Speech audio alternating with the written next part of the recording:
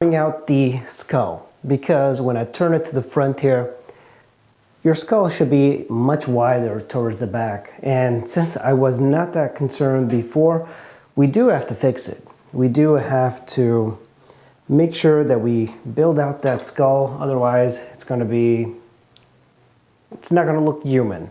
So, and right now she has a very Caucasian face, and I am struggling with that because often I'm used to just looking at my face, looking at all the features that I have, and even though I do have like high cheekbones as well, her cranium actually comes out quite a bit along with her face. And this is something that's unique with Caucasian faces, is that our noses comes out and then like our chin kind of goes in a little bit more tapered. And she has her teeth and her chin comes out a little bit more along with her forehead.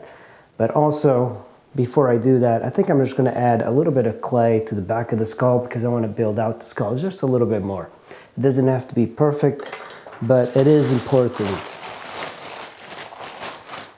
And we still have quite a bit of clay, so we're not going to be running out anytime soon. So what I like to do is, at the widest point, I will just put some clay down, and you can try and look for the highest point of the skull, and I think for her it's going to be right about here, and it gets kind of tapered down.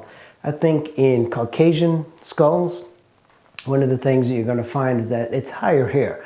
Different people have different skull shapes, so keep that in mind when you're sculpting, because everybody is very individual in their shape of the skulls, and you can find differences in the types of skulls of different races. I'm going to add this chunk here to the neck, and now let's keep building the back of the skull. Really slowly, don't go too fast, and it's going to be a little bit wider here as well. You can use the reference of the model's hair to start looking for landmarks, but remember, your front temporal bone is going to be different. There's a couple of sections to the skull that you have to keep in mind, but there's this temple, the frontal bone, and then you're going to have the parietal bone and the occipital bone. And there's usually sutures in the skull, or there are always sutures in the skull, and that's going to indicate sometimes depressions. We're going to add a little bit more to the back of the head here, back of the skull. And if you take your serrated tool like this, you just kind of push it around, you really get this skull shape very fast. And keep an indication of the skull in the beginning. It's always good, just kind of show the skull. It doesn't take very long to cover it up. I'm going to look at my model from the front.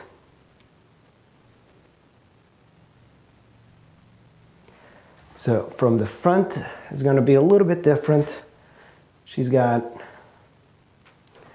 much wider here. So in order to make this a successful sculpt, we really need to work on rounding the skull, and that's going to make my ear come out a little bit more.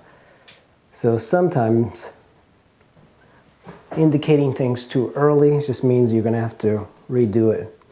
But I put my clay down and I just simply take a tool in my hand and I blend it into the existing clay. So right now I'm just going to blend all my clay. You don't want to leave lumps when you are modeling. So, and lumps, I mean this sort of clay, you should never leave it like that and then take another piece of clay and do this, because that could develop some sort of, air pockets, and it could break eventually in the sculpture. So you want to just blend it into the existing clay and push it down, like I'm putting quite a bit of pressure on the clay, because you want to adhere to the old clay that you just put down. And I think the reason I like this clay tool and my wood tool and my scraping tool is that you can remove them, those imperfections early. And this kind of texture lets you see the shapes a little bit easier. And of course you can kind of curve it with the shape of the skull. And you can cross hatch, kind of like what you do in a drawing. Don't neglect the top part, so hold the chin and just simply kind of move it to the front, keeping in mind the shape of the skull. It's actually kind of high up here, but we can develop the exact shape of the skull as we move.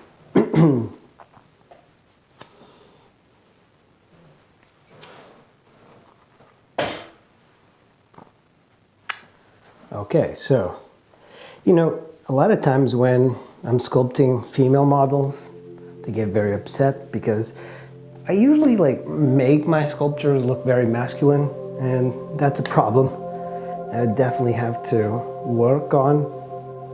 But in the beginning, like without hair, women kind of look like men. I don't know if you guys can tell. And then when you start adding hair and a little bit softer features, then you'll start to get a better difference. The sharper features, softer features would be taking care of the superciliary arch and the cheekbones to make it a little bit less masculine. A very different skull shape than I have it. One of the things that I do is also use the shape or the shadows from my model, from my reference, and I try to figure out where the line of the jaw is. And hers, it's a little bit further up. So what I'm gonna do is just gonna take my tool and I'm gonna curve it. That means that the highest point is gonna be here. A lot of times you can do almost like painterly sort of techniques in order to showcase where things are. But to get the likeness, we're gonna have to measure quite a bit with this. You can see my ears have been moving around because I pushed the skull out. I made it wider. And we're starting to get away from the shape of a Caucasian sort of skull. So one of the things I'm noticing is that there's a hook where the nose is, and there is a hook right over here. And then it starts to decrease a little bit. But I don't want to get into the shapes just yet, but the nose then comes down to here, and then there's another mini hook here. So this part kind of comes in a little bit more, and I am kind of considering seeing if I can push this just in.